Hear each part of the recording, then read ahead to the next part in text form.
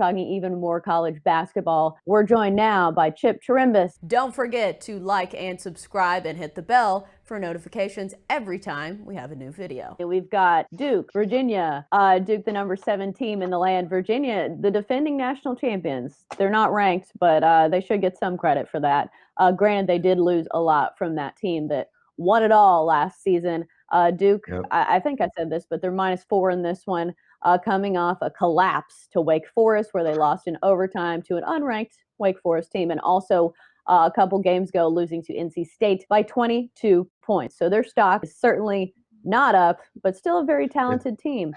What's the play you like in this one? Well, Chelsea, after that loss to NC State, and I actually watched that game, and they were completely dominated. I expected Duke or the Blue Devils to actually come back with a better performance against Wake Forest. They go overtime and just get beat, what was it, 113, 101 or something along those lines. Mm-hmm. They've lost the last 2 on the road, have the Blue Devils, and they're not going to get a number 1 seed this year, and neither is Virginia at 20-7.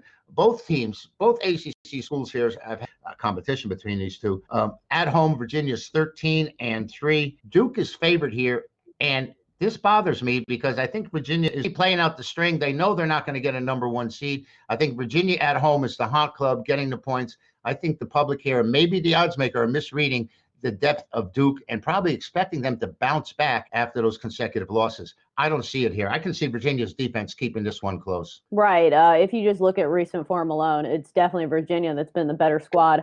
They've won 5 in a row, and coming on a big rivalry win over Virginia Tech, 56-53. Virginia, not a team that scores a whole lot of points, but somehow they've made it work. Last 2 games versus ranked opponents, they've split. A loss to Louisville, and a home win over a good Florida State squad. So they do play up to competition occasionally. Well, they won the national championship last year after knocking on the door so many seasons, and Virginia was always the disappointing team, which comes in with number 1 ranked defense year after year, and they get to the Elite 8 and then get beat, or they make it to the Final Four. And last year, the way things fell, it was a great season for them, and they earned it. They even covered in the finals. So the Cavaliers this year, I think they had the hangover from having won the national champion, having accomplished something they hadn't done